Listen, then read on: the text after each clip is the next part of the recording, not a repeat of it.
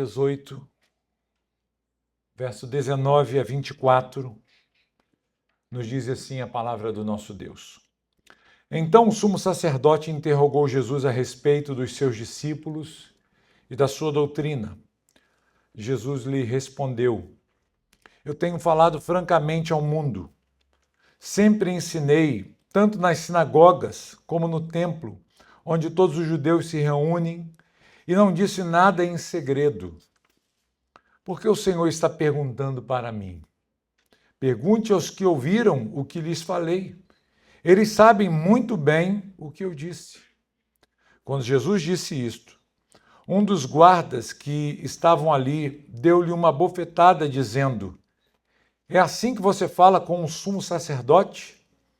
Jesus lhe respondeu: Se falei mal, dê testemunho do mal. Mas se falei bem, por que você está me batendo?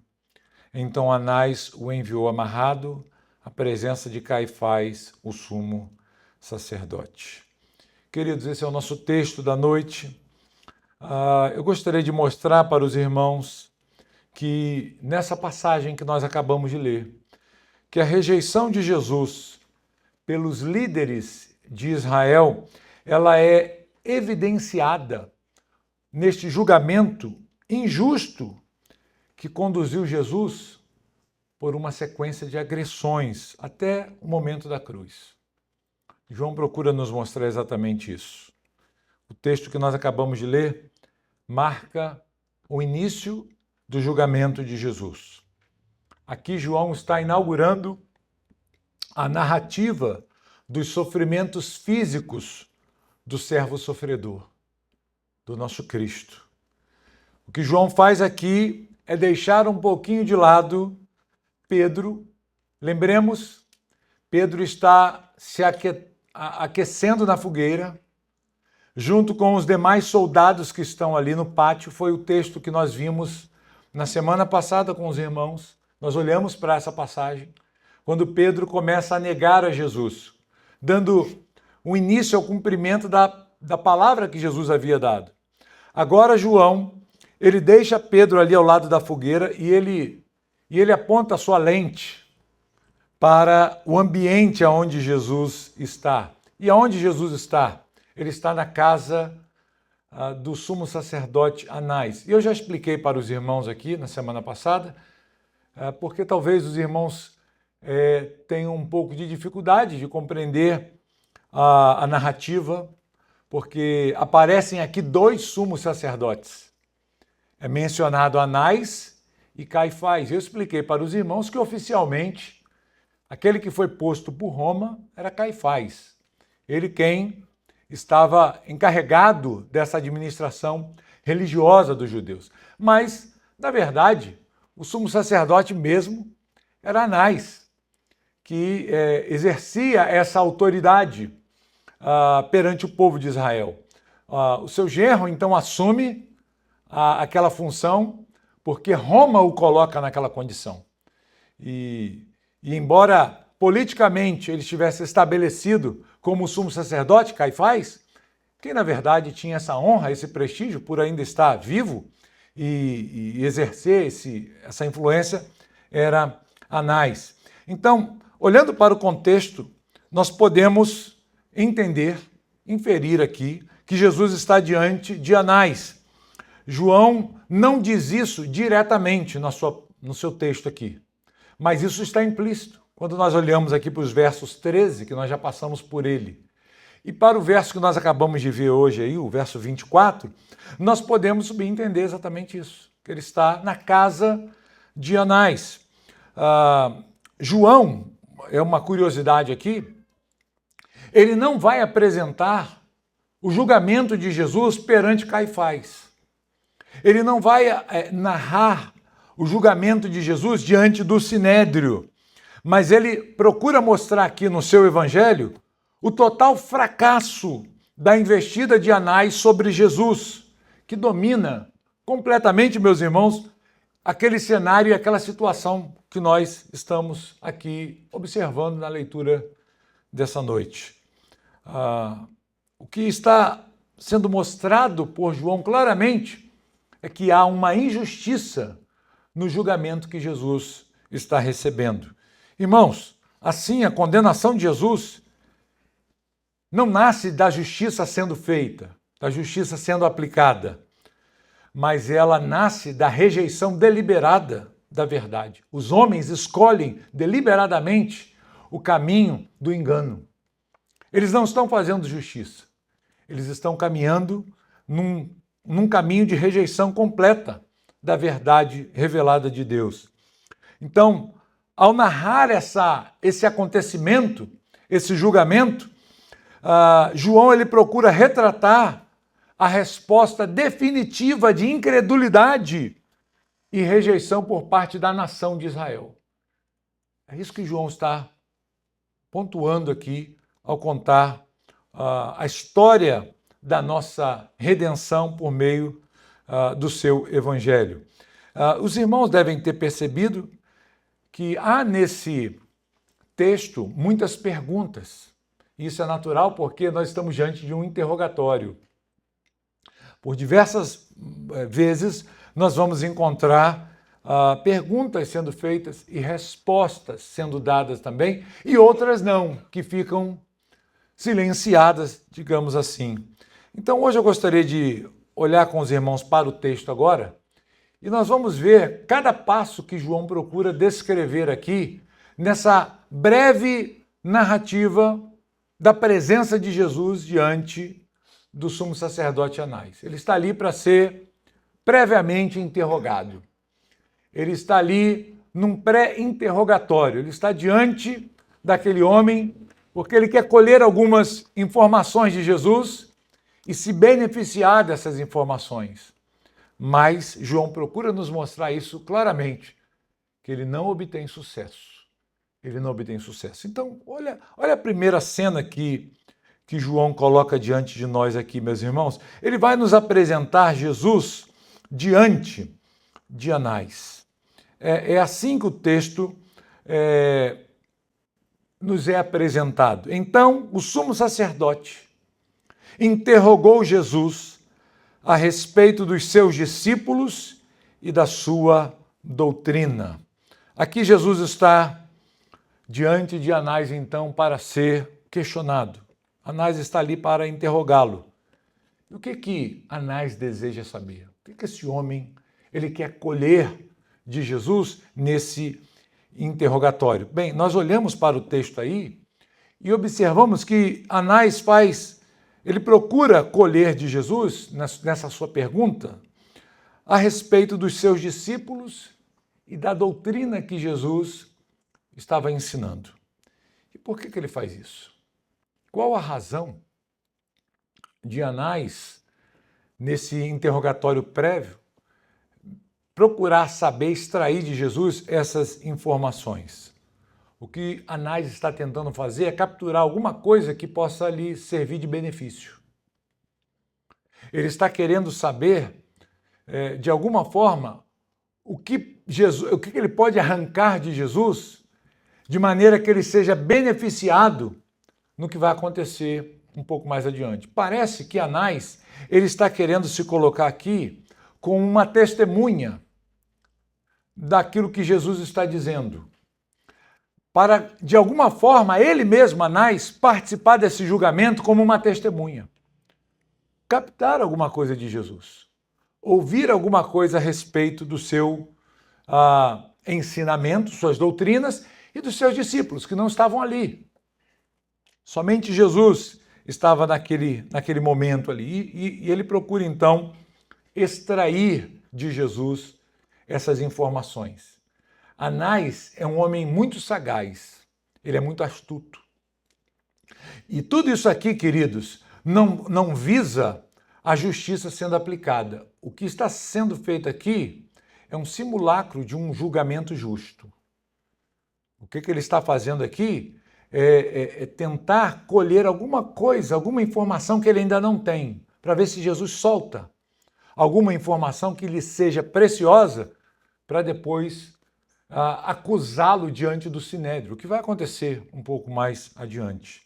E aí, diante dessas perguntas que Anás faz a Jesus, o texto nos apresenta a resposta.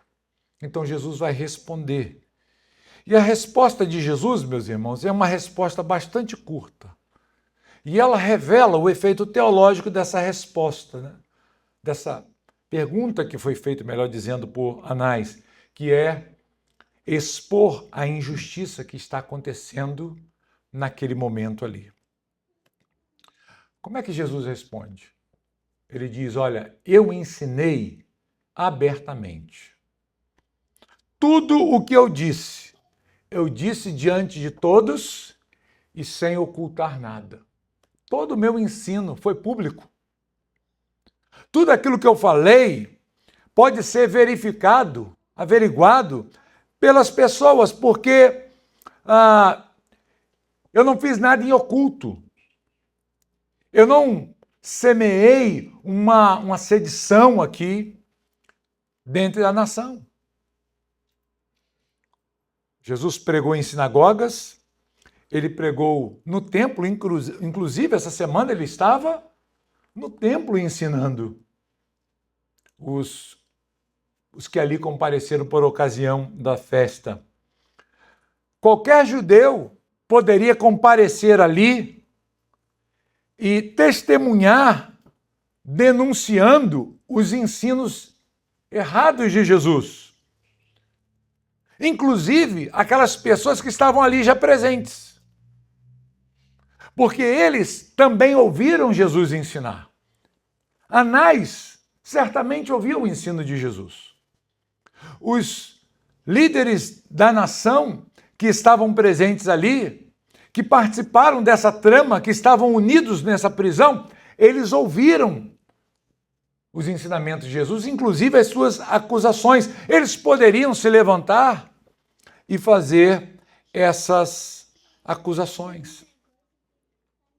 Então Jesus responde como? Jesus responde devolvendo a pergunta para o sumo sacerdote. Em outras palavras, Jesus está dizendo, onde estão as testemunhas? Apresente suas testemunhas. Apresente aqueles que têm alguma coisa para dizer. E isso aqui é muito importante, queridos, porque num julgamento judaico, a ênfase não era propriamente no réu, mas nas testemunhas. No conceito jurídico romano, sim, o alvo era o réu, era o culpado que estava ali. Mas dentro da ética, da moral, do julgamento, dentre o povo judeu, a ênfase, o foco estava na testemunha. Precisavam testemunhas estarem presentes ali. E o que Jesus faz é dizer, olha, apresente então as suas testemunhas. Eu ensinei abertamente. Tudo que eu tenho para ensinar, tudo que eu ensinei, eu não falei em secreto. Qualquer pessoa ouviu. Eu ensinei no templo de vocês, no pátio. Eu ensinei em suas sinagogas. Eu ensinei em suas praças. Eu ensinei pelos caminhos. As pessoas ouviram claramente os meus ensinos. Então, tragam as testemunhas. Pergunte para eles. Vá até eles. E questione-os acerca do meu ensino. Se o que eu ensinei é errado, se eu estou recebendo uma punição justa pelos meus erros, então tragam as testemunhas. Me apresente. Jesus chama Anás para apresentar essas testemunhas que evidenciam os seus erros, o seu pecado, as suas falhas. E nessa resposta, meus irmãos, nós podemos ver aqui o total domínio de Jesus da situação. Porque era esperado que aquele que comparecesse diante dessas autoridades, principalmente do sumo sacerdote, chegasse diante dele com um sentimento, uma postura de medo, de petição, de clemência, de submissão, em busca de algum perdão, de alguma clemência.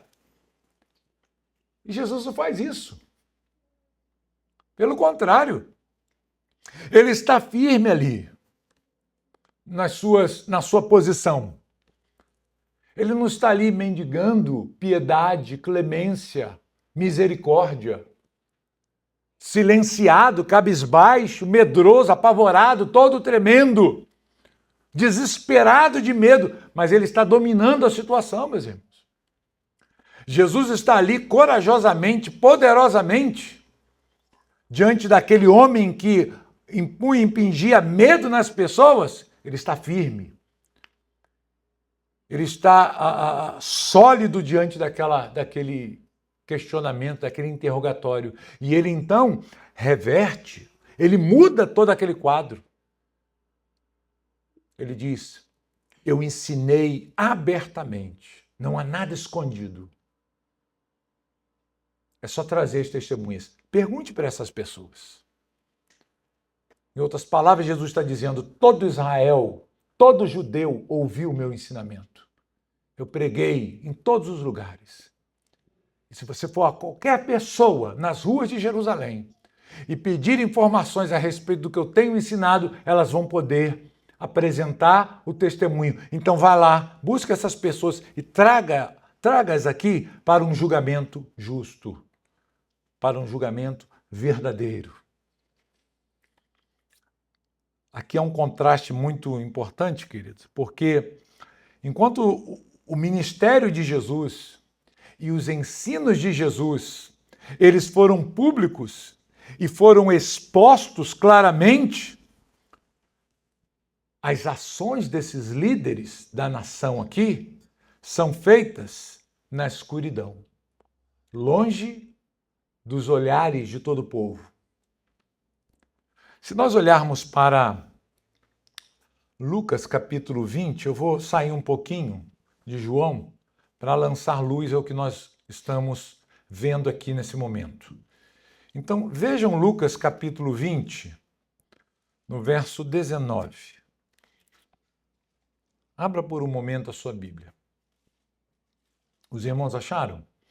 Diz assim o texto: naquela mesma hora, os escribas e os principais sacerdotes procuravam prender Jesus, porque entenderam que ele havia contado essa parábola contra eles, mas temiam o povo. Percebem aqui, queridos? Por que esses homens estão agindo na escuridão?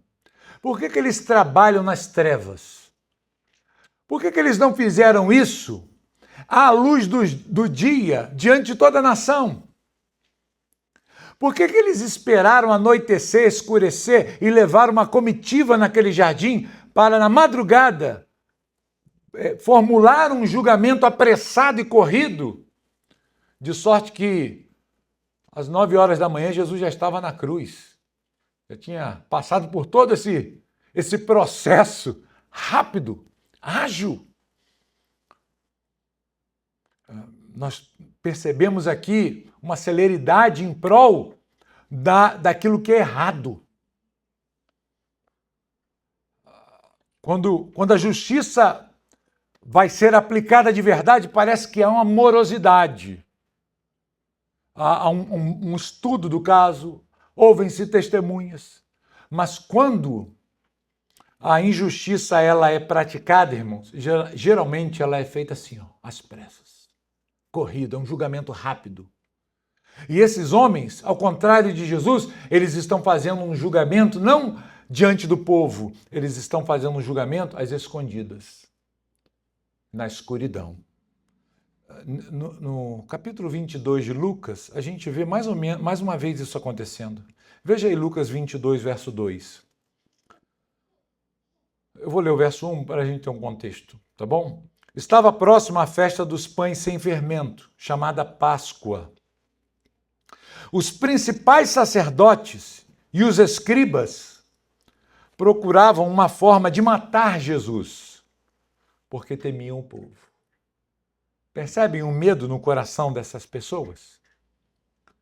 Eles são pessoas inescrupulosas. Eles são baixos. Eles não são justos nos seus julgamentos. Esses homens, eles estão fazendo as coisas na escuridão. E aqui João quer mostrar esse contraste. João tem essa finalidade de mostrar para a gente esses dois lados. A clareza do ensino de Jesus aberto e a ação desses homens na surdina. na escuridão para praticarem a injustiça. Então, é assim que Jesus responde ao sumo sacerdote Anás. E a resposta de Jesus evidencia o real intento por trás daquela cena ali, que João está nos mostrando. Todo aquele cenário que foi criado ali. O que está por detrás daquilo ali não é justiça, irmãos. É injustiça, é impiedade, é maldade, é iniquidade. Anás, sutilmente, ele procura enredar Jesus, tentando capturar alguma coisa para ele ter em suas mãos, para logo mais à frente, diante do Sinédrio, apresentar: olha, eu sou testemunha, eu ouvi ele falar isso. Jesus então diz: por que você me pergunta? Pergunta para as pessoas. Eu falei abertamente, diferente de vocês, eu faço as coisas abertamente. Eu ensinei. Você pode trazer as testemunhas. Cadê, Anás, as suas testemunhas? Já que eu estou sendo preso por cometer blasfêmia, pecados, transgressões, então tragam as testemunhas. A lei manda trazer testemunhas. Então traga. É fácil você conseguir. É só você sair pela esquina. Se você dobrar a esquina, você vai encontrar uma pessoa que ouviu me falar abertamente. Essas pessoas que estão aqui, elas podem dar testemunho, porque elas me ouviram certamente. Tragam as testemunhas. E diante dessa resposta de Jesus, o texto vai nos mostrar uma reação. A reação de um soldado à resposta de Jesus. Um dos homens, um dos guardas que estavam ali, que eram servos, estavam a serviço de Anás, se sente fortemente ofendido pelo sumo sacerdote. E qual é a reação dele? Diz o texto, vamos olhar aí a passagem? Olha o que diz, verso 22. Quando Jesus disse isto, um dos guardas que estavam ali deu-lhe uma bofetada dizendo: é assim que você fala com o sumo sacerdote? Mais uma pergunta surge, né? Aquele homem se sente ofendido no lugar de Anás. Ele percebe, queridos. Ele percebe. Anás sabe que não há argumentos. Ele não consegue responder. Ele fica calado. Nós esperaríamos aqui Anás respondendo o que Jesus acabara de falar. Mas, curiosamente, Anás fica em silêncio. Ele fica quieto. Ele não fala nada. Quem age aqui é um dos guardas, um dos serviçais, que sente-se ofendido por aquilo que Jesus fala. E aqui, queridos, inicia-se a sequência de sofrimentos físicos que são impingidos sobre Jesus. Aqui, João começa a nos mostrar as agressões começaram. As agressões físicas começam a surgir. E elas partem de quem? Ela parte inicialmente do servo do sumo sacerdote, de um guarda que estava lá.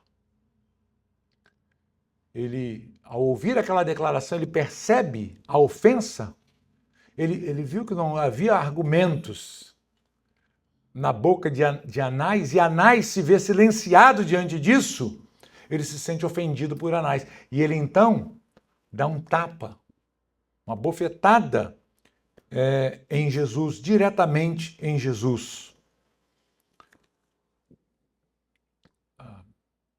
Ele percebe aqui a iniquidade do sumo sacerdote sendo exposta diante daquelas pessoas que estavam ali no auditório, e ele então toma uma ação. Ele vai reagir com violência, gratuitamente. E por que João coloca isso aqui? Porque ele quer nos mostrar que isso aqui, queridos, é apenas o começo. Nós olharemos, à medida que nós formos caminhando aqui no Evangelho de João, nós veremos inúmeras agressões que Jesus vai sofrer. Vai ser um tempo de muitas dores, de muito sofrimento físico, muito padecimento. Aqui é apenas o início. E ela parte das mãos de um dos guardas que estavam ali. E diante dessa agressão que Jesus sofre, nós encontramos Jesus respondendo, porque é feita uma pergunta. O guarda bate em Jesus e pergunta para ele: é assim que você fala com o sumo sacerdote? É assim que você fala com este homem? E aí Jesus, então, diante dessa pergunta, ele vai responder. E a segunda resposta de Jesus fortalece, meus irmãos, a evidência daquilo que Jesus acabara de afirmar. Esse julgamento é injusto. Há falsidade aqui. Eles não conseguiam sustentar a acusação de falar o mal, mas o espancam por dizer a verdade. Batem em Jesus porque Jesus estava dizendo o quê? A verdade. Jesus não estava falando o mal aqui, estava falando a verdade. E ele está apanhando exatamente por causa disso. Esses homens não conseguem sustentar o argumento, queridos. Veja o que Jesus diz a este soldado. Verso 23. Jesus lhe respondeu: se falei mal, dê testemunho do mal. Me apresente. Mostre. Seja você agora uma testemunha. Jesus convoca esse guarda, esse soldado, para ser uma testemunha. Mais uma vez. Venha. Se eu falei o mal, então traga este mal que foi falado. E esse homem não consegue falar, né? Porque não houve nenhum mal ali. Mas se falei bem, por que você está me batendo? Novamente. Se eu falei corretamente, por que você me bateu? Me dê essa explicação. Se você vê pecado no que eu falei, então apresente-se como testemunha. Agora, se você não faz isso, então me responda. Por que você me bateu? Por eu ter feito o bem. Então é assim que Jesus responde àquele homem, mostrando, irmãos, que não havia lisura ali naquele julgamento. Não havia honestidade. Esses homens desconhecem a honestidade. Esses homens não são íntegros no que estão fazendo. Não há nenhuma transparência ali. E mais uma vez, Jesus não recua. Diante de um tapa, de uma bofetada, ele não volta atrás e se cala. Ele não recua diante daquele homem, mas ele o convoca para ser uma testemunha e acusá-lo do seu erro. Venha. Era esperado que esse tapa de um soldado, de um guarda forte em Jesus, o silenciasse. Já que ele não se silenciou diante de Anás, não se calou diante de Anás, então talvez com um bom tapa, bem dado, bem forte, ele agora fique quieto e não fale nada. Mas ele não recua. Jesus não recua. Antes o confronta, o enfrenta ali e diz: venha e dê testemunho do mal que eu fiz, ou então me responda por que você me bateu, se eu fiz o bem, se não há nenhuma acusação aqui. E, mais uma vez, queridos, não há resposta. O soldado não responde à pergunta de Jesus. O texto fica em total silêncio. O soldado fica silenciado diante da pergunta de Jesus. Anás também silencia-se e não responde a esses argumentos que Jesus oferece aqui. O texto vai se encerrar, meus irmãos, com Jesus sendo enviado por Anás a Caifás. Os irmãos podem olhar a passagem. Anás percebe que a sua estratégia falhou terrivelmente. e ele então encerra o seu interrogatório. Nós não encontramos, queridos, diante desse cenário que João agora nos coloca nele, um Cristo fraco, choramingando perdão, choramingando clemência, como Anás esperava. Mas nós encontramos Jesus, o nosso Cristo, firme, destemido, uma muralha diante desses homens, intransponível. Anás, ele imaginava o seguinte: esse homem vai cair agora. Este homem vai cair no seu primeiro interrogatório. Mas ele é surpreendido, porque Jesus está firme, inamovível. Ele não recua 1 centímetro, mas ele avança contra os seus oponentes. E isso assusta Anás. E isso assusta aquelas pessoas. Aquele guarda fica silenciado. Ele sabe que ele está diante de uma situação difícil para ele. E o texto então se encerra com Anás enviando Jesus amarrado para Caifás. Jesus vai comparecer diante de Caifás, que era oficialmente o sumo sacerdote estabelecido por Roma, e ele vai comparecer diante do Sinédrio para ser julgado. O texto, queridos, que João escreve no seu evangelho não tem o propósito de mencionar esse julgamento. É interessante porque nos outros evangelhos nós vamos encontrar Jesus diante de Caifás e diante do Sinédrio. Mas João não tem esse objetivo. João quer expor a injustiça que está acontecendo aqui. João quer expor a iniquidade desses homens e ele quer apresentar para os seus leitores um Jesus que é Deus, invencível, não um homem derrotado, fraco, diante dos seus inimigos, mas aquele que está dominando a situação. Embora sendo servo sofredor, é aquele que está dominando toda a cena. E ele já procurou nos mostrar isso desde o Getsêmani, quando os guardas vieram para prender Jesus e tiveram que cair com um simples comando da boca de Jesus. Esse é o objetivo de João. É fazer-nos, diante desse texto, olharmos para essas linhas aqui e entendermos, nós estamos diante do Rei dos Reis. Nós estamos diante do Senhor absoluto.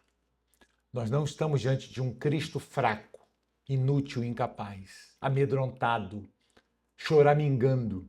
Nós estamos diante de um homem que domina a situação e que tudo aquilo que está sendo encenado ali, não há nada de justiça daquilo. Há iniquidade. Há uma rejeição deliberada da verdade por parte dos seus opositores, meus irmãos. É isso que João procura nos mostrar no seu evangelho. Meus queridos, até aqui nós estivemos diante do texto. Agora nós precisamos permitir que o texto se coloque diante de nós. E nós precisamos fazer uma pergunta. O que essas coisas nos ensinam?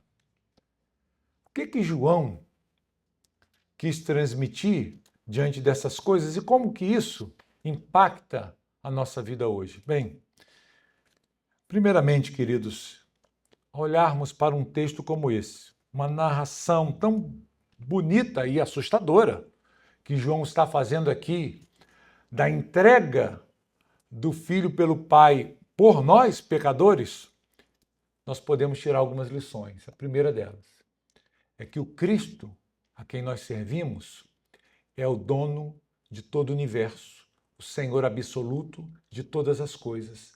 É um Cristo vencedor e vitorioso. Não é um Jesus fracassado. Não é um Jesus pequeno. Não é um homem fraco e incapaz diante dos seus inimigos. Não, mas é o Cristo glorioso. É um Jesus vitorioso, vencedor, cheio de glória, que domina toda a situação, que não se dobra diante dos seus inimigos, dessas falsas acusações, diante de um cenário tão terrível e cruel. Ele é o Cristo Todo-Poderoso. Ele é o Deus Todo-Poderoso, é o Senhor de toda a terra, que está diante dos seus inimigos como Rei invencível. E é assim que nós temos que olhar para Jesus, irmãos. Não como um líder fracassado que sofreu na mão dos seus opositores, acusadores, porque ele estava indefeso e incapaz de reagir. Não, João quer nos mostrar que aquele homem que estava diante daquelas autoridades estava dominando a situação. Por que ele faz isso? Porque ele é o Rei dos Reis, irmãos. Ele é Senhor dos Senhores. Ele é o Deus Todo-Poderoso. Ele é Senhor de toda a terra. Ele governa tudo de forma plena e satisfatória. Seus inimigos não podem prevalecer contra ele. Toda oposição que se levanta tem que cair diante do nosso rei. E cai diante do nosso rei. O que Jesus está fazendo aqui é se entregar, meus irmãos, graciosamente pelos nossos pecados. Diante desse texto, não há como também nós não nos maravilharmos com a imensa bondade do nosso Senhor para conosco. Irmãos, o que acontece aqui é algo extremamente terrível e cruel. Nós temos o Senhor dos Senhores, o Criador dos céus e da terra. Todas as coisas, João começa o seu evangelho dizendo que tudo foi criado por ele. E esse homem, o Criador dos céus e da terra, está agora diante da sua criação e apanhando. Ele está sendo martirizado. Você consegue conceber isso? E esse aqui é o primeiro dos sofrimentos que o próprio Deus está passando. O Filho de Deus está tomando bofetada na cara por amor a nós, irmãos, para cumprir o plano de redenção. O Filho de Deus, o servo sofredor, ele vai sofrer mais ainda nesse evangelho, muito mais ainda, e ele vai fazer isso por amor a nós, por amor ao seu povo. Ele vai suportar escárnios, vão bater nele com um cano na cabeça, um pedaço de pau na cabeça. Vão colocar a coroa de espinhos sobre a sua fronte. Ele vai sangrar. Ele vai gritar de dor. Ele vai ser espancado, cuspido, humilhado pelas pessoas. Quando ele não precisava passar por aquilo, mas ele faz isso por amor ao seu povo, ao povo que o Pai lhe deu. E em obediência perfeita ao Pai, ele suporta essas coisas. Ele vai ser zombado, meus irmãos. Nós estamos aqui diante apenas do início.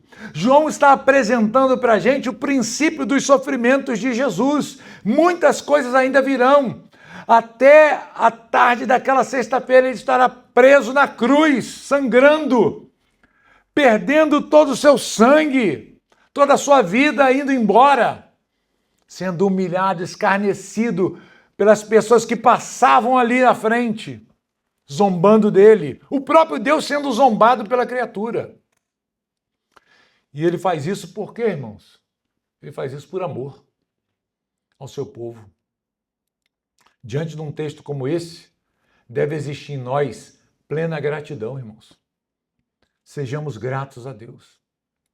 Olhemos para Cristo. Consideremos esse amor tremendo e maravilhoso. E nos dobremos diante da sua majestade.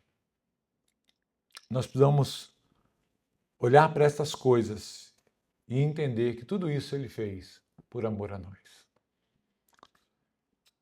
Uma outra lição que nós podemos tirar desse texto, meus irmãos.